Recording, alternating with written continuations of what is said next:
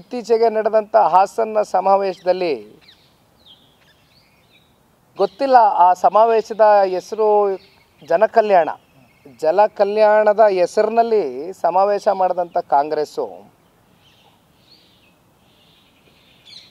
ಯಾರ ಕಲ್ಯಾಣ ಆಗಿದೆ ಅಂತಕ್ಕಂಥದ್ದು ನಮಗೆ ಗೊತ್ತಿಲ್ಲ. ಆದರೆ ದೇವೇಗೌಡರು ಸಾಹೇಬರ ಕುಟುಂಬವನ್ನು ನಿಂದಿಸುವಂಥ ಸ್ಪಷ್ಟವಾದಂಥ ಸಂದೇಶವನ್ನು ಕೊಟ್ಟಿರ್ತಕ್ಕಂಥದ್ದು ಈ ರಾಜ್ಯ ಸರ್ಕಾರ.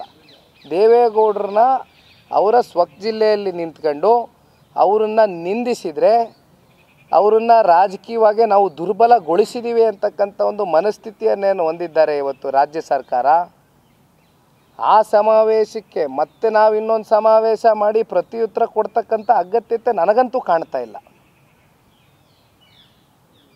ನನ್ನ ಅನಿಸಿಕೆ ನನಗಂತೂ ಕಾಣ್ತಾ ಇಲ್ಲ. ಅದಕ್ಕೇನು ಪ್ರತ್ಯುತ್ತರ ಕೊಡ್ತಕ್ಕಂಥದ್ದು ಏನಿದೆ ಆ ಸಮಾವೇಶದಲ್ಲಿ? ಏನು ನಿಮಗೆ ಉಬ್ಬಿದ ರಕ್ತನಾಳ ಅಂದ್ರೆ ವೆರಿಕೋಸ್ ವೇನ್ಸ್ ಸಮಸ್ಯೆ ಇದ್ದಲ್ಲಿ ಫ್ರೀ ಡಾಪ್ಲರ್ ಸ್ಕ್ಯಾನಿಂಗ್ ಗಾಗಿ ಹಿಂದೆ ಭೇಟಿ ಕೊಡಿ ಏವಿಸ್ ಆಸ್ಪತ್ರೆಗೆ ಹೇಳಿದ್ದಾರೆ.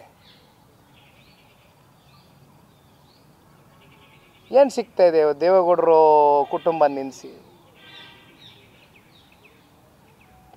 ಕಳೆದ ಒಂದು ವಾರದಿಂದ ಭಾರತೀಯ ಜನತಾ ಪಾರ್ಟಿಯ ಕೇಂದ್ರದ ಹಿರಿಯ ನಾಯಕರು ಪಾರ್ಲಿಮೆಂಟ್ ಸೆಷನ್ ನಡೀತಾ ಇದೆ. ಆದರೂ ಕೂಡ ಅವರ ಸಮಯವನ್ನು ಕೇಳಿದಂಥ ಸಂದರ್ಭದಲ್ಲಿ ಒಂದು ಸೌಜನ್ಯಕ್ಕೋಸ್ಕರ ಒಂದು ಭೇಟಿಯನ್ನು ಮಾಡಿದ್ದೇನೆ. ರಾಜ್ಯ ರಾಜಕಾರಣದ ಕೆಲವೊಂದಷ್ಟು ಆಗು ಹೋಗುಗಳ ಬಗ್ಗೆ ನನ್ನ ಕಡೆಯಿಂದ ಒಂದಷ್ಟು ಏನು ವಿಷಯಗಳನ್ನ ಪ್ರಸ್ತಾವನೆ ಮಾಡಬೇಕಾಗಿತ್ತು, ಕೂತು ಚರ್ಚೆಯನ್ನು ಮಾಡಿದ್ದೇನೆ.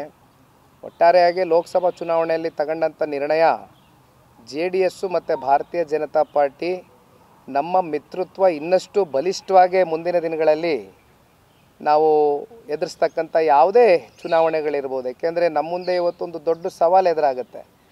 ಬಹುಶಃ ನಮ್ಮೆಲ್ರಿಗೂ ಇರತಕ್ಕಂಥ ಮಾಹಿತಿ, ಫೆಬ್ರವರಿ ತಿಂಗಳಲ್ಲಿ ಜಿಲ್ಲಾ ಪಂಚಾಯತಿ, ತಾಲೂಕ್ ಪಂಚಾಯತಿ ಚುನಾವಣೆಗಳು ನಾವೆಲ್ಲ ಎದುರಿಸ್ತಕ್ಕಂಥದ್ದಕ್ಕೆ ಸಿದ್ಧರಾಗಬೇಕಾಗಿದೆ. ಹಾಗಾಗಿ ಸರ್ವೇ ಸಾಮಾನ್ಯ ಇದು ಪಕ್ಷದ ಚುನಾವಣೆ ಅನ್ನೋದಕ್ಕಿಂತ ಪಕ್ಷದ ಕಾರ್ಯಕರ್ತರುಗಳ ಚುನಾವಣೆ, ಲೋಕಲ್ ಬಾಡಿ ಎಲೆಕ್ಷನ್ಸ್. ಹಾಗಾಗಿ ಸರ್ವೇ ಸಾಮಾನ್ಯ ಎಲ್ಲರೂ ಕೂಡ ಆ ಟಿಕೆಟ್ನ ಆಕಾಂಕ್ಷಿಗಳಿರ್ತಾರೆ. ಎರಡೂ ಪಕ್ಷದ ಕಡೆಯಿಂದ ಆಕಾಂಕ್ಷಿತರು ಜಾಸ್ತಿ ಇರ್ತಾರೆ. ಹಾಗಾಗಿ ಕೂತ್ಕೊಂಡು ಚರ್ಚೆಯನ್ನು ಮಾಡಿ ಎಲ್ಲೂ ಕೂಡ ಒಂದು ಸಣ್ಣ ಒಂದು ಅಹಿತರ ಘಟನೆಗೆ ಅವಕಾಶವನ್ನು ಕೊಡದಿರ ಭಾಳ ಆರೋಗ್ಯಕರವಾದಂಥ ತೀರ್ಮಾನಗಳು ತಗೊಳ್ಬೇಕು ಅಂತಕ್ಕಂಥದ್ದು ರಾಧಾಮೋಹನ್ ದಾಸ್ ಜಿ ಅವ್ರನ್ನ ಭೇಟಿ ಮಾಡಿದಾಗಲೂ ಕೂಡ ಸುದೀರ್ಘವಾಗಿ ಮಾತನಾಡಿದ್ದೇನೆ.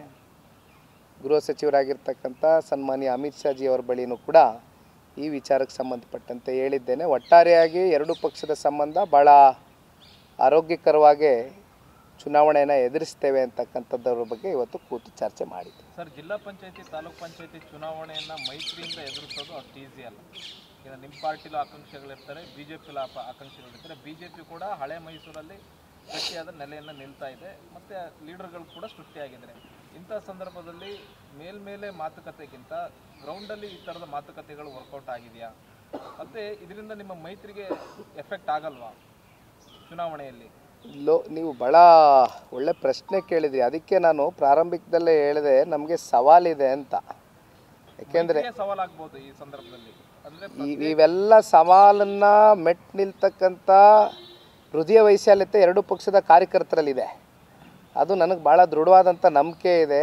ಎರಡೂ ಪಕ್ಷದ ರಾಜ್ಯ ಮಟ್ಟದ ನಾಯಕರು ಕೂತ್ಕೊಂಡು ಒಂದು ಸರಿಯಾದಂಥ ಒಂದು ಒಪ್ಪಂದಕ್ಕೆ ಬರಬೇಕಾಗ್ತದೆ. ಇದು ಪಕ್ಷದ ಚೌಕಟ್ಟಿನಲ್ಲಿ ತಗೊಳ್ತಕ್ಕಂಥ ನಿರ್ಣಯಗಳು. ಸವಾಲಂತೂ ಖಂಡಿತವಾಗ್ಲೂ ಇದೆ, ಅದನ್ನೇನು ನಾನು ಅಲ್ಗಳೆಯೋದಿಲ್ಲ, ತೆಗೆದಾಕೋದಿಲ್ಲ. ಆದರೆ ಈ ಸವಾಲನ್ನು ಯಾವ ರೀತಿ ನಾವು ಸ್ವೀಕಾರ ಮಾಡಿ ಎರಡೂ ಪಕ್ಷದ ಕಾರ್ಯಕರ್ತರಿಗೆ ನಾವು ಯಾವ ರೀತಿ ನ್ಯಾಯವನ್ನು ಒದಗಿಸ್ಬೋದು, ಈ ಒಂದು ಲೋಕಲ್ ಬಾಡಿ ಎಲೆಕ್ಷನ್ನಲ್ಲಿ ಅವರಿಗೆ ಅವಕಾಶ ಕೊಡುವ ಮೂಲಕ ಕೂತ್ಕೊಂಡು ಚರ್ಚೆಯನ್ನು ಮಾಡಿ ಒಂದು ಒಳ್ಳೆ ತೀರ್ಮಾನಕ್ಕೆ ಬರ್ತೇವೆ. ಸರಿಗ